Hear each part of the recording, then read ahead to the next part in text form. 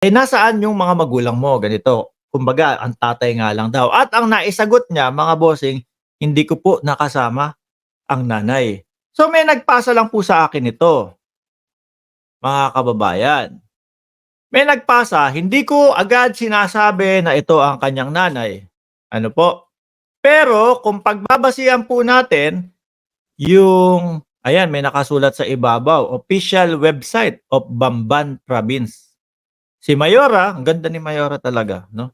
Happiest birthday, mother of Alice Leal Go. Ayan, mga bossing. Ngayon, siyempre, hindi naman tayo gullible na agad-agad maniniwala, mga kababayan, kagaya ng mga DDS. Pero, kung ito po, nai-post, mga bossing, kasama si Lawrence Teocson o Tiocson na may 600 like with ha ha ha. At si Jopay Caligia Quito 509. Mukhang aabot tayo sa 1,000 likes. Salamat po. Kung ito po ay nai-post mga kababayan dito sa page na official website of Bamban Province, possible po na yung sinasabi sa ilalim, happiest birthday, mother of Mayor Alice Lealgo. Di ba sabi niya po doon sa Senado, hindi niya nakasama yung kanyang nanay. Kung eto man po, siyempre hindi naman ipo-post siguro yan doon sa sa official website nila kung hindi yan yung kanyang tunay na nanay at hindi sila magka-caption ng ganyan. Bakit kaya kung sakali eto yung kanyang nanay, bakit kaya nagsisinungaling siya? Bakit kaya niya sinasabi na hindi ko nakasama yung nanay, which is kung eto yung nanay, nakasama niya. 'Di ba sabi ni Ruth Escobar, F4 po, Taiwan, 618. Kamukha lang niya si Sanchay. Sabi ni Angela Hero, Mark Ramos, magaling ka pa lang mag-Mandarin. Ay, totoo. Gusto nyo, ulitin ko. Sing Chong, Sang Zhang Sing Chong. West Philippine Sea po, sir. No comment. Hindi ako ang magkokomento dapat dyan. Sagot yan ng Department of National Defense. Sagot yan ng Department of Foreign Affairs. Ay, nako po, Lord. O yan, bakit kaya? Ano kaya ang dahilan? Bakit pilit niyang itinatago yung mga impormasyon na gano'n? Kunyari, no? Doon sa Senado. Kasi kung ito talaga yung nanay niya, tignan nating maigi. Hugis ng lips, medyo parehas. Pero ano tingin nyo kay Madam? Tingin nyo po Chinese o Filipino? Ako, mas nangingibabaw sa akin yung pagiging Pilipina no? Hindi sa totoo lang tayo, although talagang inaalam natin kung Pilipina or pero mas nangingibabaw sa akin yung pagka-Pinay Ang tanong lang natin is kung bakit niya sinasabi na hindi niya nakasama ang kanyang ina tapos meron di ito with caption, happy birthday. At kung titingnan naman po natin ang background, happiest birthday, Mother Mayor Alice Lealgo. Yung background po, may catering, tapos may Tiffany chair sa likod. Ay, madami po kaming ganyan. Kapag magre-renta po kayo ng mga Tiffany chair, mga kababayan, meron kaming puti, may gold kami, may silver kami, pati yung mga buffet, pati po yung mga shaping dish, pati po stage. Kaya ko pong iparenta sa inyo. Nasa likod may handaan. So possible na mukhang may birthday talaga, no? At mukhang sinasabi naman dito, mother of Mayor Alice Leal Guo. Sabi nung kaibigan ko, yung bubwit, actually tama, naibalita na nga po nila, no? Hinihintay na lang po yung birth certificate. Sabi, ang basa diyan, Mark, hindi Guo. Silent U. Go. Baka nakikinig yan si bossing natin, Go. Ayan, 'di ba? So ano po ang natin dito? Asan ba si Wilson Lim? Hindi ko yata nakita yan. May nagko-komento tungkol kay Wilson Lim Nawala. Hindi ko naman makita. Kaya pala sabi ng dating presidente na gawin na tayong province of aray ko po Lord. Eto nga yung problema dun, ayaw ng mamamayang Pilipino. Hindi tayo papayag dapat dun mga kababayan. Kaya po yung mga tanggol ng tanggol sa China, wait mag-isip-isip kayo, 'no? Nung sinaunang panahon, nakipag, digma ang ating mga ninuno, nakipagdigma ang ating mga bayani, para po ngayon mga kababayan ay magkaroon tayo ng malayang pamumuhay. 'Di ba? Binura mo ba? Love na love mo talaga ako ano? Alam mo naman kapagka nakakakita ako ng basher na gano'n, eh, ano, nabubuhay ang dugo natin, mas ginaganahan tayo, eh, 'di ba? Google, hanapin niyo ang pangalan Alice Go, background, sabi ni Lorelai DSNR. Hindi ba puwede? Sabi ni, Euphoria.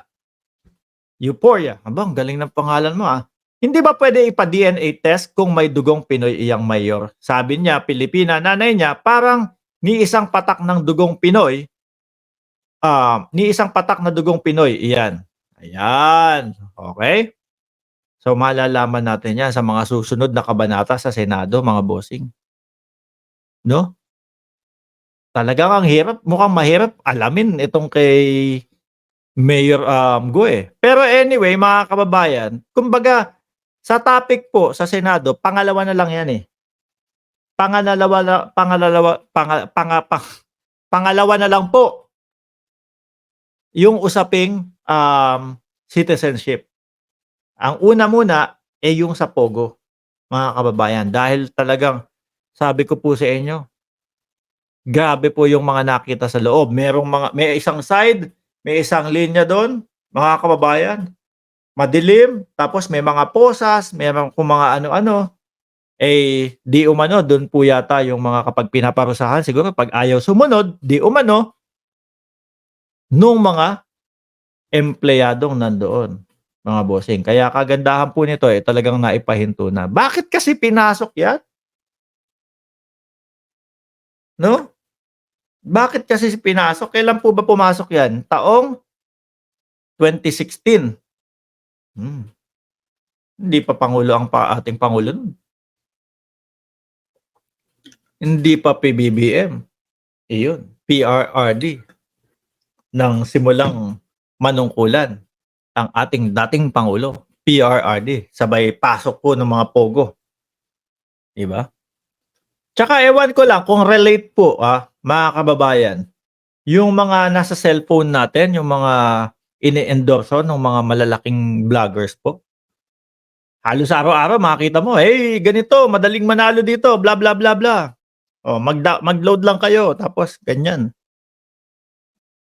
Isa din po 'yun na talagang nakakabagal po ng ating pag-unlad, mga kababayan. Bakit? Oh, kung ikaw isang mamamayang Pilipino, instead na ibibili mo ng bigas, ibibili mo ng pagkain, mapapakita ka pa dun sa nag-e-endorse na malalaking vlogger. "Oh, sige, oh, tara taya muna tayo." Natalo ng 100. Tapos nung natalo, wala ng pambiling pagkain, ayun isinisi sa gobyerno. Sasabihin, "Ang mahal-mahal ng bigas." Oh, mahal-mahal ng bigas, ganito, ganyan, patuloy na tumataas. Eh, kung hindi mo sana ipinatalo yung 100 mo, hindi ka ngangalngal diyan, 'no? Kita mo si Ayen, oh, nagsumikap na mag-like, pang 662 siya, oh.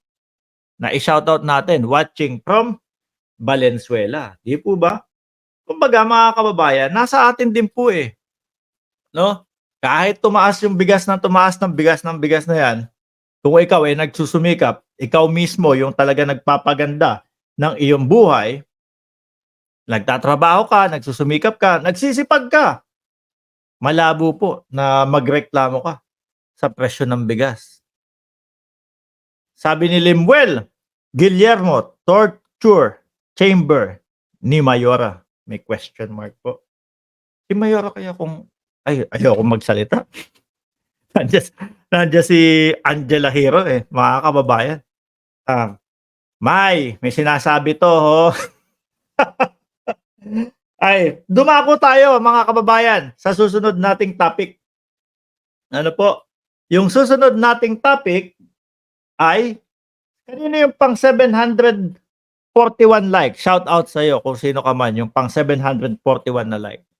Mga kababayan, eto ang kinatatakutan talaga ng mga DDS, eh, 'no? Alam ko ngayong araw 'to. Ngayong araw po mga boss, chief, amo, sir, may nakita po ako na pagkilos. Pagkilos po ng mga loyalista, ng mga government supporter, at ng kakamping mga bossing.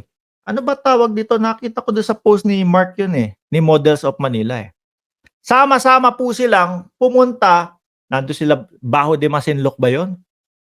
Para po mga kababayan, tindigan ang ating West Philippine Sea. Oh, biruin mo 'yan, 'di ba? Biruin mo 'yan mga kababayan.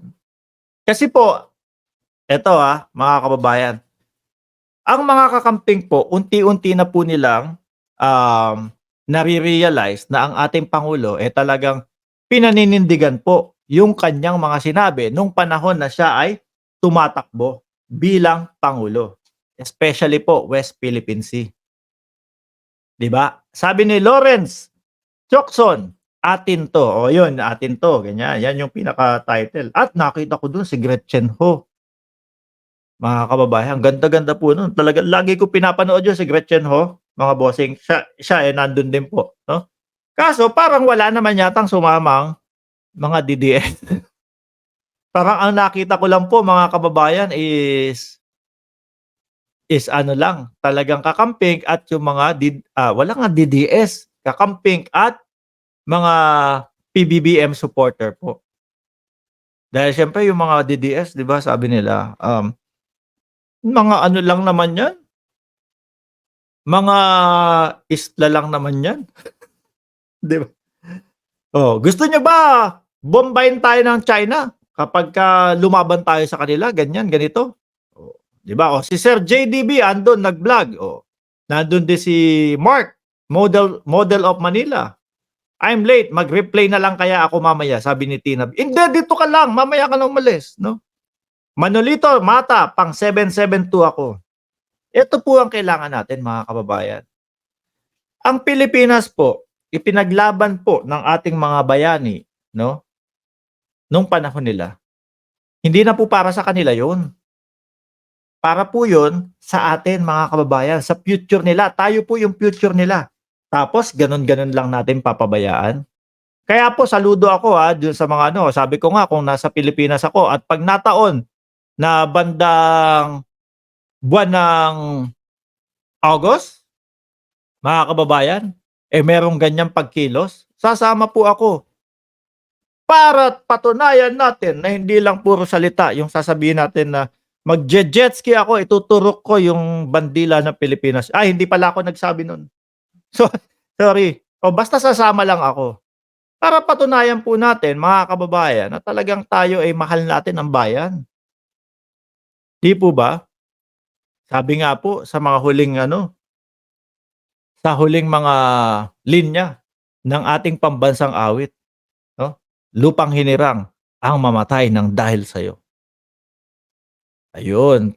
Isipin po natin mga kababayan na kung ibibigay lang po natin yung mga 'yan, kung hahayaan lang po nating merong mga in-check na mamumuno sa ating mga siyudad, sa ating mga lalawigan, isipin na lang po natin, paano po yung mga anak natin sa mga susunod na henerasyon? Paano po yung mga taong mamumuhay na mga Pilipino na mga iluluwal po natin ay nung mga nanay, 'di ba?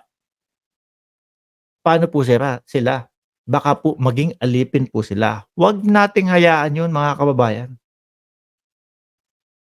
Kung ano po yung nakamtan natin dahil po, 'no, sa pakikipaglaban, dahil po sa pagtatanggol ng ating mga bayani, mga bossing, dapat po suklian natin 'yun. Para naman po doon sa mga susunod na henerasyon, sa mga anak natin, sa mga magiging apo natin, 'wag nating hayaan, ano po, 'wag nating hayaan mga kababayan na sila po ay maging alipin sa sarili nating bansa.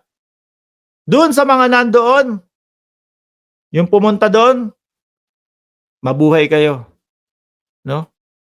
Mabuhay kayo. 'Wag tayong gumaya dun sa iba na, ganito, hindi naman tayo hindi naman tayo ano, kulang ang pandigma natin, ganito. Baka 'pag sinabi na tayo ay makulitan diyan sa West Philippine Sea, bobombahin tayo, ayaw natin yung gano'n, 'di ba? 'Yun, sayang po mga kababayan yung mga naging hirap ng ating mga bayani, 'di ba?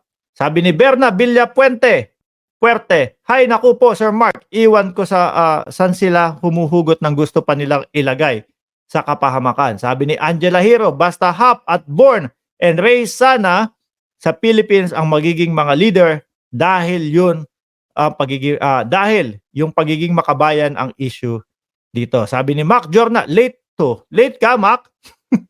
Pang 816 likers, "Good morning, poging kapapasok lang." Oh, late nga. Watching from Doha, Qatar. So eto po ang huling mensahe natin mga kababayan. Hindi na po para sa atin, para dun po sa mga susunod na henerasyon. Para po dun sa mga magiging kagaya nung anak ko, 2 taon pa lang 'yan. Ilang taon pa mabubuhay 'yan. So kapagka hinayaan po natin at hindi tayo tumindig, sila po ang mga magdudusa niyan. Yung mga anak ng anak natin, sila po ang mga magdudusa niyan. Kapag po hinayaan natin na pumasok at apihin po tayo nitong mga nitong mga tsekwa, mga kababayan. 'No, isa-puso natin, isabuhay natin yung lupang hinirang ang mamatay ng dahil sa Pilipinas. Muli po ako'y magpapaalam na. Maraming salamat po sa inyong lahat. 829 likes. Ayan. Paabutin niyo na po ng 1,000 likes yan para po mas i-share ni YouTube ang ating mga content na ginagawa. And huwag niyo pong kalimutan na i-subscribe itong channel na ito para po kapag naka-live tayo ng alas 9 ng umaga o alas 10 ng umaga, notify po agad kayo ni YouTube. At sa gabi naman po, alas 9 ng umaga o alas 10 ng umaga. Basta, yun, nakita nyo, sign na yun mga kababayan. Pag namatay yung ilaw doon, sign na yun, ako'y magpapaalam na po. Maraming salamat and God bless po sa atin lahat.